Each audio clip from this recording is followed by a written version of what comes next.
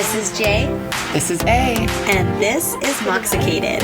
where we drop the booze and walk through the reality of life alcohol-free. So grab your favorite mock, get ready to laugh, and let's get Moxicated.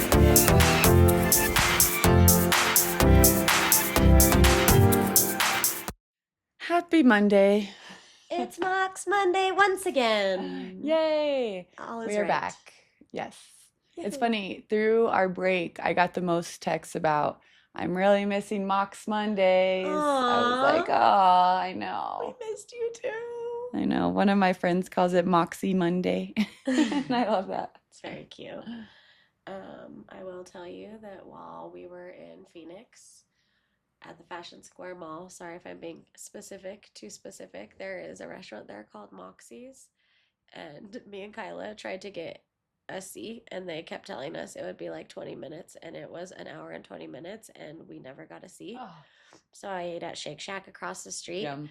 It was very good. Yeah. And when we were sitting there, Kyla was like, Moxie's. The only Moxie's is Moxicated. And I True. said, dang straight, girl. Dang straight.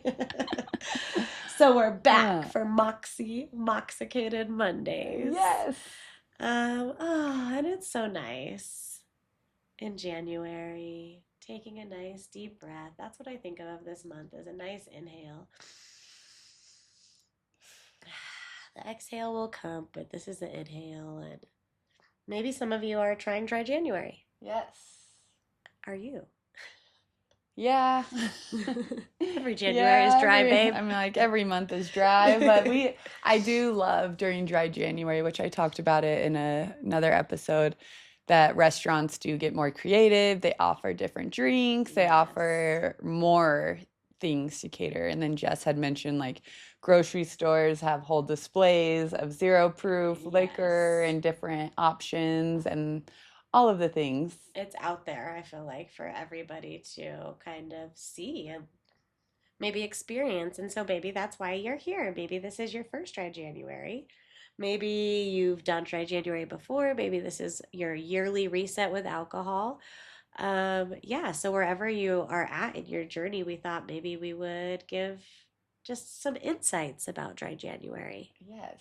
From your Mox girls. One of my favorite things about dry January is there's no explanation ever.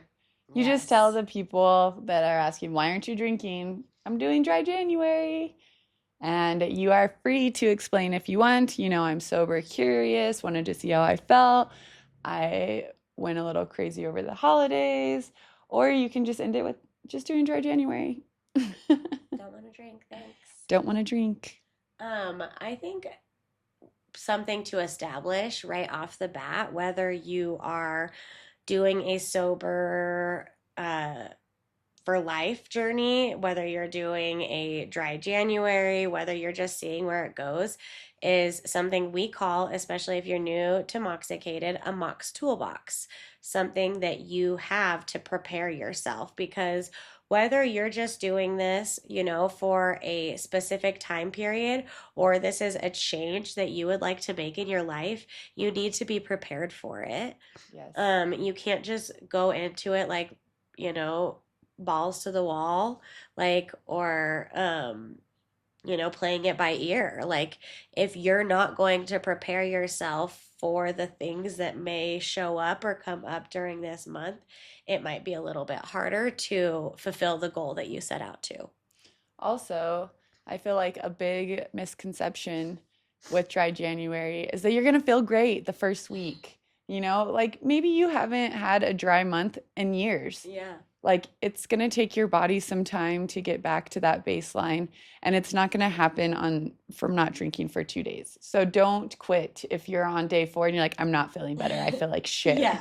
Keep going. Yes. Well, and I think that is even more to be curious about, like, gosh, what does alcohol really do to the body? How long does it take to kind of get back these things that maybe alcohol has taken away from my daily routine, my sleep, my appetite, things like that? And I do think that's a common misconception that I've heard, that like, oh, I gave up alcohol for a month and I was fine. There wasn't that much of a shift or a change or my body didn't look any different, or sometimes I got worse. And that's why maybe we go 2 months, maybe we go 3 months, because alcohol is poison, and Yes.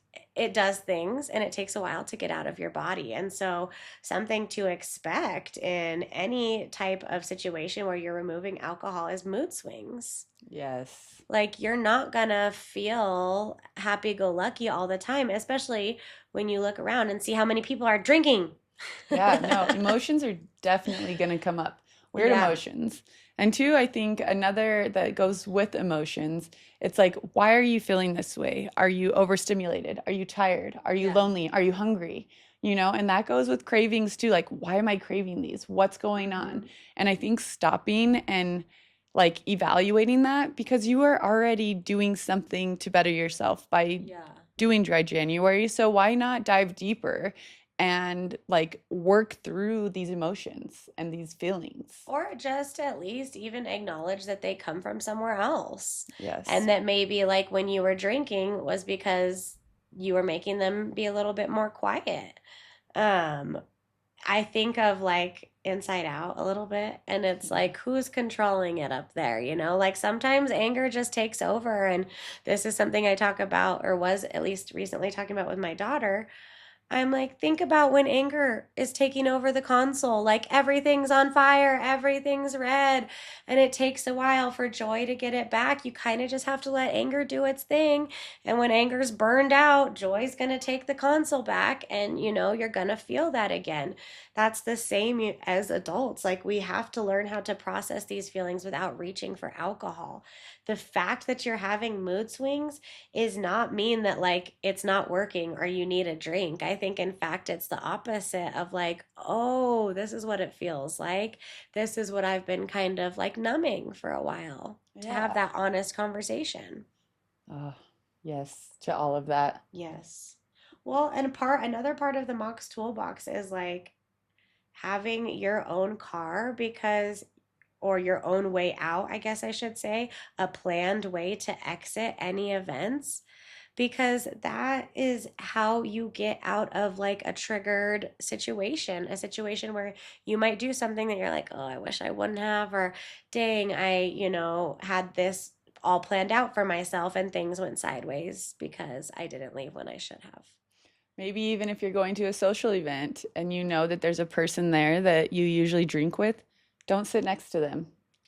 Or opposite of that, if you know someone that doesn't drink, Yes. bring them, or someone that you can that's going to be there that you can confide in and say, like, I'm not drinking tonight because of dry January. I might still be a little bit uncomfortable in social settings. Will you check in on me every now and then?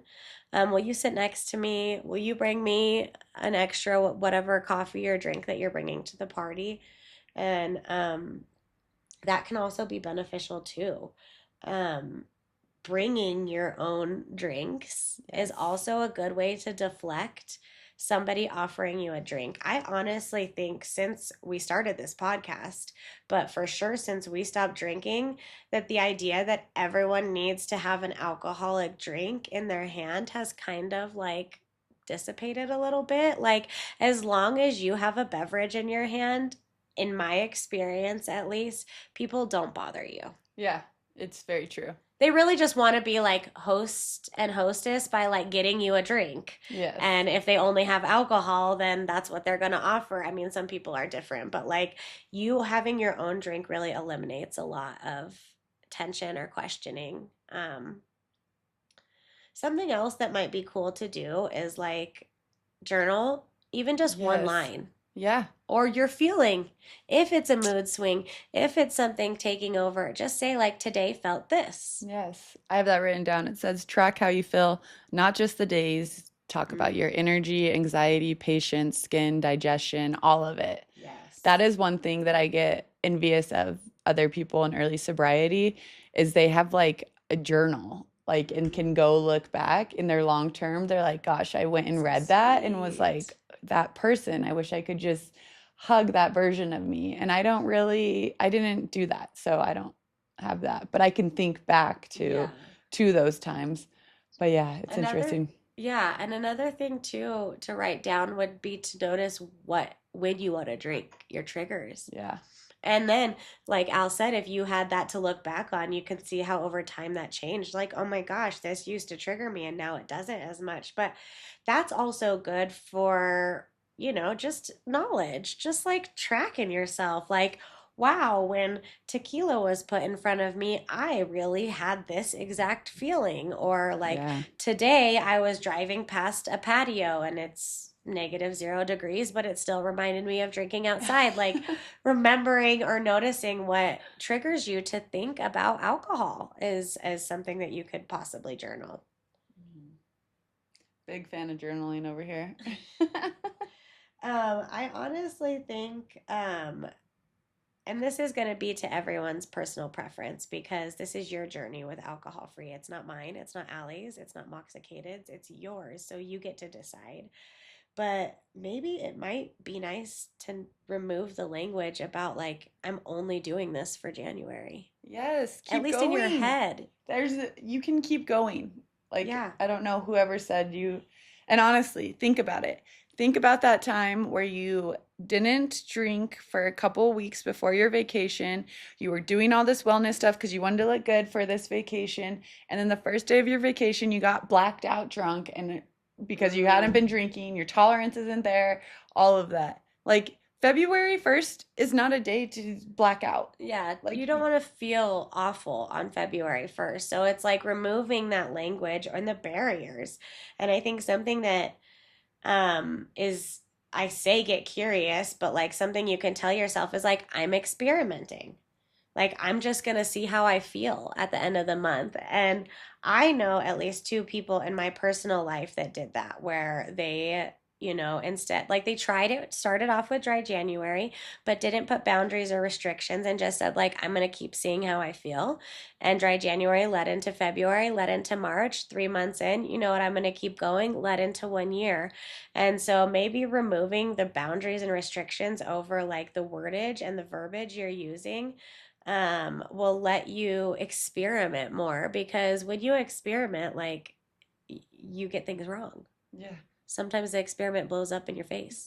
Yes. Miles was at a science experiment birthday party the other day. I was like, bold move. Bold. Very Bold bold. move. There was things exploding, but that's part of it, figuring out what works and what doesn't. So having the language of like, I only am doing this in dry January and I have to do it every single day can feel limiting. It can feel scary.